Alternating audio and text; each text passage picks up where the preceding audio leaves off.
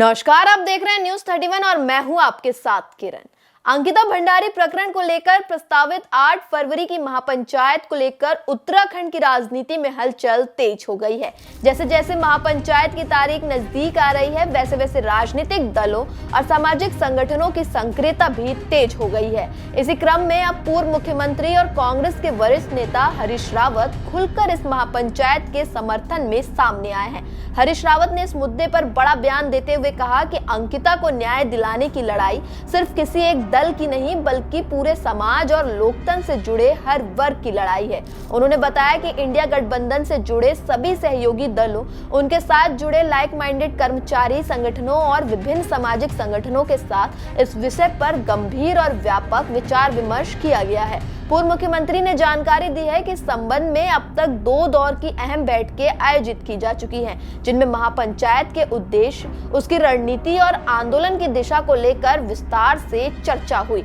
हरीश रावत के अनुसार इन बैठकों में ये स्पष्ट रूप से तय किया गया कि 8 फरवरी को होने वाली महापंचायत को पूरी ताकत और एकजुटता के साथ सफल बनाया जाएगा। हरीश रावत ने बताया कि कमला पंत, रवि चोपड़ा सहित कई प्रमुख सामाजिक और राजनीतिक हस्तियों से बातचीत के बाद सर्वसम्मति से ये निर्णय लिया गया है कि महापंचायत में बड़े पैमाने पर सहभागिता सुनिश्चित की जाएगी। उन्होंने कहा कि आंदोलन न्याय, संवेदना और जवाबदेही की मांग को लेकर है, जिसे किसी भी सूरत में कमजोर नहीं पड़ने दिया जाएगा। पूर्व मुख्यमंत्री ने राज्य की जनता, सामाजिक संगठनों, कर्मचारी संगठनों और युवाओं से अपील करते हुए कहा कि वो इस महापंचायत का खुलकर समर्थन करें और न्याय की इस लड़ाई में सक्रिय भागीदारी निभाएं, क्योंकि जनता की एकजुट आवाज ही व्यवस्था को जवाबदेह बना सकती है और अंकिता को न्याय दिलाने की दिशा में ये महापंचायत एक निर्णायक कदम साबित होगी। अब देखना यह होगा कि 8 फरवरी की महापंचायत में जनता और संगठनों की भागीदारी किस स्तर तक होती है और इसका प्रदेश की राजनीति पर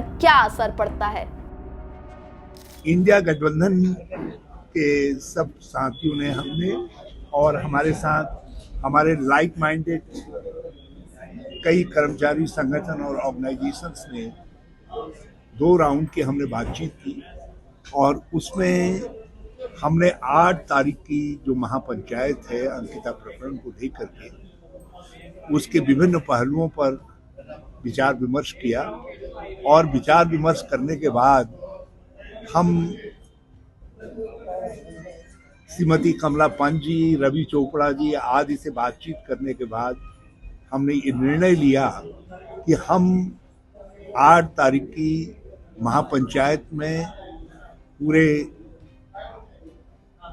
पूरे जोश के साथ भाग भी लेंगे और हम उसका पूरा समर्थन करेंगे और आज हम वही अपील करने के लिए आए हैं राज्य के लोगों से और विभिन्न संगठनों से कि उस महापंचायत का पूरा समर्थन करें और उसमें भाग लें। एक तो अंकिता भंडारी के न्याय के लिए 8 फरवरी को एक महापंचायत होने जा रही है, तो उस महापंचायत का इंडिया गठबंधन समर्थन करता है। हम ये अपील करते हैं कि भारी तादाद में आम जन उस महापंचायत में शामिल हों और इसमें जो अभी सीबीआई की जांच हुई है, 2 फरवरी को सीबीआई ने मामले को टेकअप किया है। हमारा ये कहना है कि जिस तरह से एक संदिग्ध चरित्र व्यक्ति का इसमें प्रवेश कराया गया है, उनको शिकायतकर्ता बनाया गया है, उनका कोई लोकस स्टैंडाई नहीं है कि वो इसमें शिकायतकर्ता हों, तो जाहिर सी बात है कि एक व्यक्ति जिसका परिवार से कोई लेना देना नहीं, जो पीड़ित नहीं है, जो उस पक्षकार नहीं है, उसको यदि शिकायतकर्ता बनाया गया है तो सरकार की कोशिश सीबीआई जांच के ज़रिए भी फिर अपने ही वीआईपीज़ को बचाने की है और इसको ये स्वीकार्य नहीं हो सकता। इसलिए ये मांग तो जारी रहेगी कि सीबीआई जांच सुप्रीम कोर्ट की निगरानी में हो और अंकिता भंडारी के माता पिता को उसमें शिकायतकर्ता के तौर पर शामिल किया जाए। देखिए, शिकायतकर्ता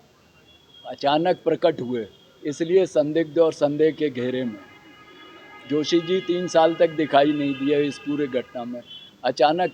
सरकार द्वारा निर्देश के द्वारा और उनको सामने लाया गया, इसलिए इस पूरे प्रकरण में लगातार जिस तरीके से सरकार का रवैया रहा है वो बड़े संदेह के घेरे में लाता है।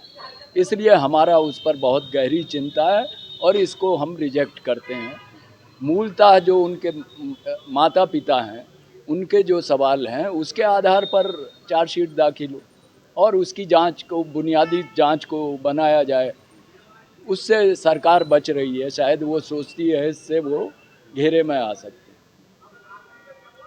और महापंचायत का जहाँ तक सवाल है, वो इंडिया गठबंधन की महापंचायत नहीं है, वो कुछ जन संगठनों की महापंचायत है जिसका हम समर्थन करते हैं।